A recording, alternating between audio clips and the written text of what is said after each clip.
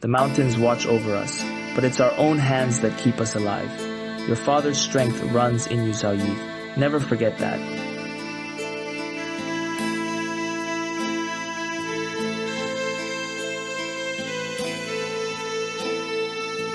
In the quiet embrace of mist-shrouded mountains, nestled within the contours of a vast, sprawling village, lived a boy named Zhao Yi. At just 3 years old, life had already carved deep marks of resilience into his small frame. Orphaned by the brutal hand of war that claimed his father, and left behind by a mother who sought refuge in a new life, Zhao Yi's days unfolded epidemically.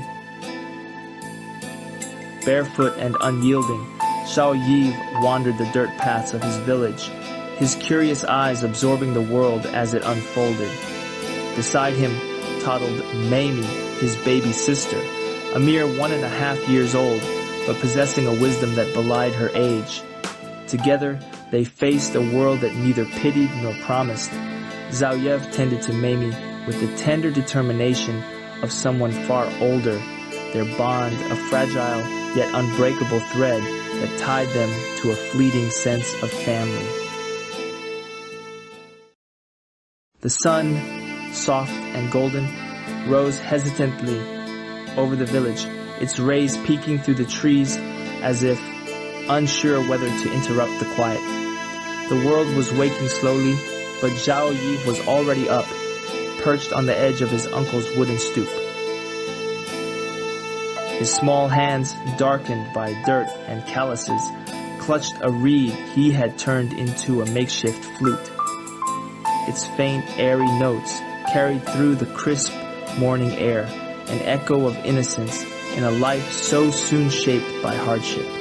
Mamie stirred in the corner of the modest hut, her small frame bundled in a blanket patched with love and necessity. She opened her eyes, sleepy yet alert, and immediately found Zhao Yi. With the steadiness of a caretaker, he set his flute down and moved to her side. "Are you hungry?" he asked, his voice soft but carrying the weight of responsibility. By the time the village fully stirred to life, Zhao Yi was already walking the paths with Mamie balanced on his hip, her arms wrapped around his neck. The two moved like shadows through the village, their presence familiar to the women who cooked over open fires, and the men preparing for another day of toil in the fields. Some offered smiles, others a piece of fruit or a handful of rice, gestures that spoke of a community holding them in quiet solidarity. Zhao Yi's uncle, known in the village as Walao, was a kind but stern man whose eyes often lingered on the horizon as if searching for something lost. Though he had taken Zhao Yi and Mamie in without question, his role as a father figure was more pragmatic than warm. He taught Zhao Yi how to gather firewood, how to mend fishing nets,